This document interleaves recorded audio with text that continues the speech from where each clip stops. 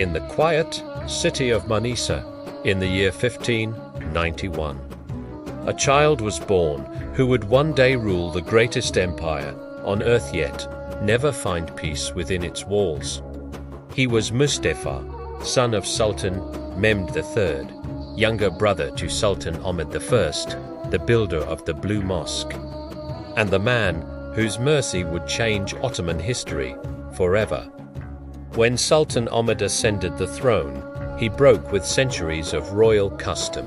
He refused to harm his brother. Where others saw a rival, Ahmed saw only blood, kinship, and trust in the decree of Allah. And so Mustafa lived quietly, alone, in the palace's inner chambers, spared by his brother's compassion. It was a mercy born of faith, but one that would echo through the empire like a shadow.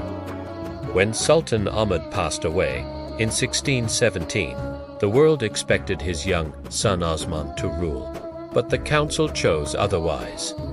For the first time in Ottoman history, a brother, not a son, was crowned sultan. Thus Mustafa I was brought from the solitude of his chamber and placed upon the throne of the Caliphate. He had spent years locked away, haunted by silence, uncertain of the world beyond his doors. The court whispered that he was not fit to rule, but others saw in him something rarer, soul to pure for the games of politics.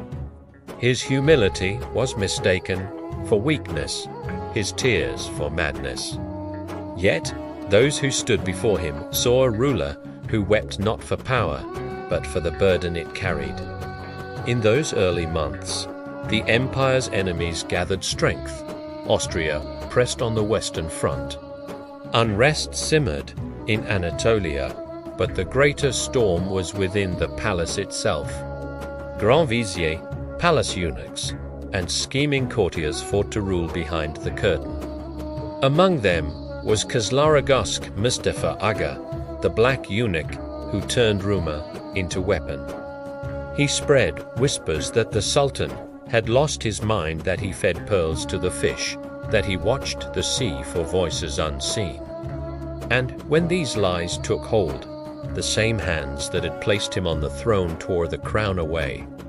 After only 3 months, Sultan Mustafa I was dethroned, imprisoned once more within his chamber.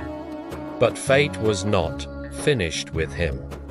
When Sultan Osman II the Brave and tragic young ruler was murdered in a soldiers' revolt, the same rebels stormed the palace and demanded the return of Mustafa.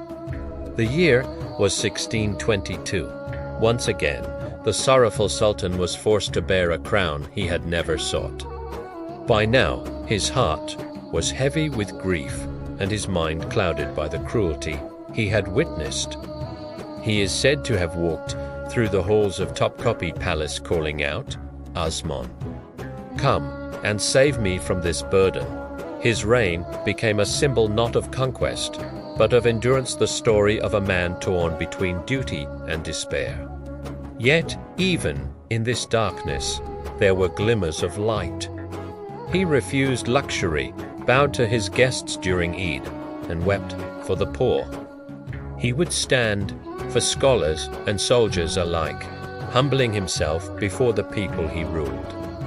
In his weakness lay a lesson that mercy, even when misunderstood, is still a strength in the sight of Allah, but the empire could not survive on compassion alone.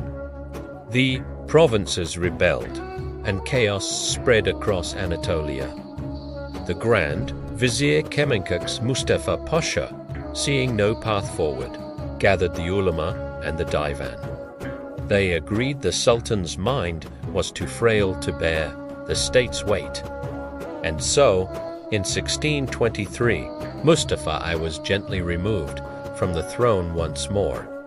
He was taken to his quiet chamber, the same place he had lived as a boy, now his refuge until the end of his days.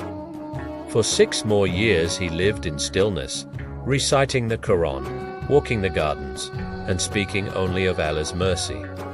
He passed away in 1629, at the age of 47, laid to rest beside his ancestors in the shadow of Hagia Sophia.